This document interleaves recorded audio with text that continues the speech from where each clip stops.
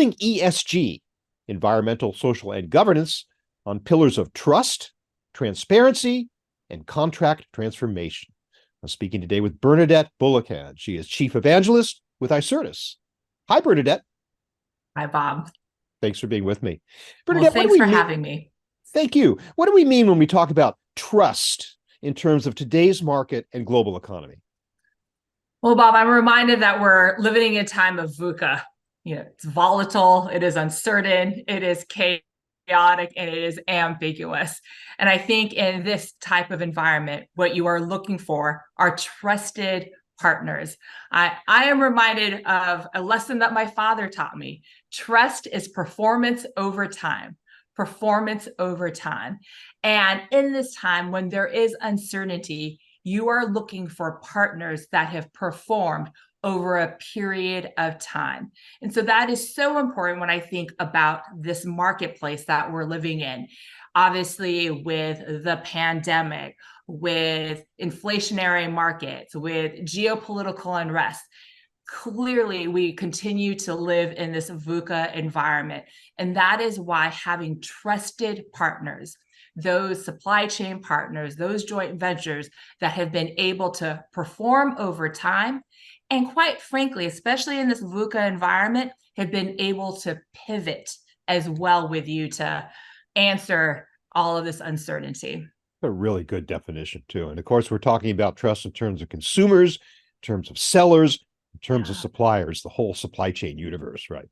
Yeah. Well, and I think it's so important. I know that you've just mentioned, obviously, consumers and supply chain, but I also think that it's so important for organizations not just to think about their consumers and their supply chain, but they are also thinking about their employees as well as another stakeholder in this, that employees want to work for companies where those social values are aligned and they are trusted. So again, this VUCA environment still applies, but to think of all of the stakeholders that might have that you need to have trust you, whether it is the marketplace, your supply chain, your employees, and obviously your consumers. Let's talk about another favorite word in use today, and that is transparency. What is your definition of it? And tell me how it enables compliance with ESG, regulatory requirements, and corporate initiatives. Yeah, so I'll disclose that I'm a lawyer by background. And so when I think of transparency right now, I am thinking about the fact that this market is changing, this regulatory landscape, quite frankly, is changing, and they are requiring transparency. So at a very rigid regulatory level, it is about the types of disclosures that need to be made, whether to regulatory authorities, or if you're a public company or a reporting company, to shareholders. So what does that mean? Obviously, organizations do not want to comply with those rules. But secondly, they don't want to have any allegations of greenwashing, especially at this heightened notion with ESG. So right now with transparency, what we see are organizations trying to find trusted partners that can partner with them to meet those regulatory requirements, to provide to them all of the data about how they're making their goods, how are they shipping those goods, and what their impacts are. So much of the regulatory requirements now are about being able to disclose that in a periodic and regular basis especially through your supply chain. And it's just so important to have that transparency, not just with your tier one suppliers as well, but how can you work with those primary suppliers to ensure that the entire supply chain is in compliance with these ESG reporting requirements.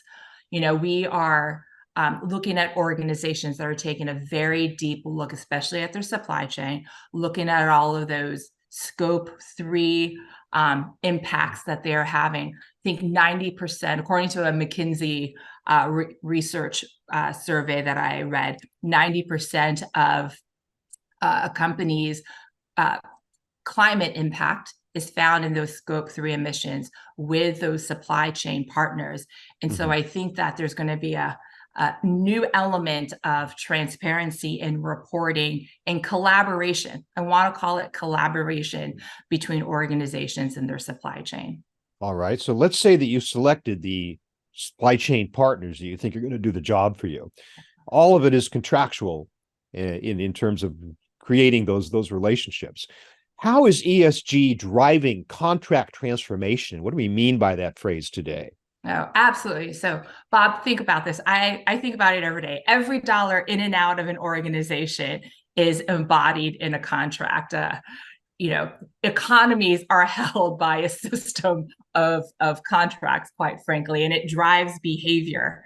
And so we do see that these regulatory moments like ESG are driving transformation in contractual relationships. And so what does that mean? It means that organizations, because of their stakeholders, because of their consumers, their markets, their employees, are looking at who their partners are. So in terms of contract transformation, one of the first steps that we see are organizations looking at each of those contractual relationships and understanding who it is that they trust. So they are looking at performance indicators. At one level, those performance indicators are, did you make what I asked for and did you deliver it on time? Yeah. Did you make what I asked for has a new level of complexity. Did you make it as green as I asked you to do? And so at one level, there's this analysis that is going on right now with organizations looking at performance data to understand who their trusted partners are. And that might also mean looking to see whether they are the type of supply chain partner that can meet the demands of this new regulatory environment that can help them do and continue this reporting. So right now you can imagine the thousands, hundreds of thousands of contracts that need to be analyzed, existing relationships that need to be analyzed with this ESG lens. So that is part one. Part two is now a going forward basis. We know that these regulations are going to require ongoing regulatory reporting.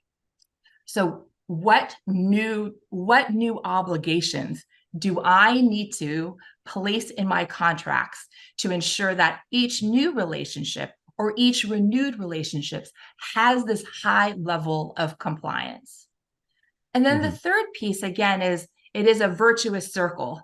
You have put these obligations in, you have made periodic requirements of reporting, of data exchange, looking at performance. Once again, on a periodic basis, I will continue to see, have you performed over time? Have you performed over time across all of these obligations, including these ESG obligations, creating this virtuous circle in this relationship? So those are the three things that we see. Analyzing your current relationships over a very large contract base, ensuring that all new contracts have this the requisite language to ensure ongoing compliance, and then to ensure, again, that all of those suppliers are in fact performing against those obligations and are creating those trusted relationships. There's this phrase called contract intelligence. What does that mean? Well, you can imagine, I am sure you have entered numerous contracts. You take a piece of paper and you can see that it is unstructured data. And so what contract intelligence is digitizing those contracts and realizing each of the data points that the business needs so they can realize the intent of those contracts. So in this instance, contract intelligence might be data points about performance across the suppliers. And again, those performance might have many different flavors to them. But I am really excited to think about the contract intelligence that'll make for a greener planet and that will help organizations achieve these ESG requirements. Where does artificial intelligence play a role in contract intelligence? Why is that so important? It is incredibly important. Wherever you have thousands of data points and a deep sea of contract information, what I'm so excited about is the fact that contracts are being digitized, creating deep pools of data about contract performance. When you have that level of data, you need computing power to be able to sift through all of that. So as I mentioned, I picked out 3 things that organizations are doing. And the first of which is taking a look across their entire database, their entire supply chain, to see who their highest performers are. That is pools of contract intelligence. If we were humans, we would slowly do the flip of the contract, maybe get some data out of a SRM. But once you have contract intelligence matched with other data pools, you are more quickly and capable of doing that analysis and surfacing those high-performing, trusted partners using contract intelligence. Thanks so much, Bernadette, for those insights into contract intelligence and transformation of contracts, transparency, and ESG compliance. I do want to take a moment, though, to ask you about Icertis. Tell me where your company fits into the picture. Yeah. Well, Icertis is a leading contract lifecycle management and contract intelligence company.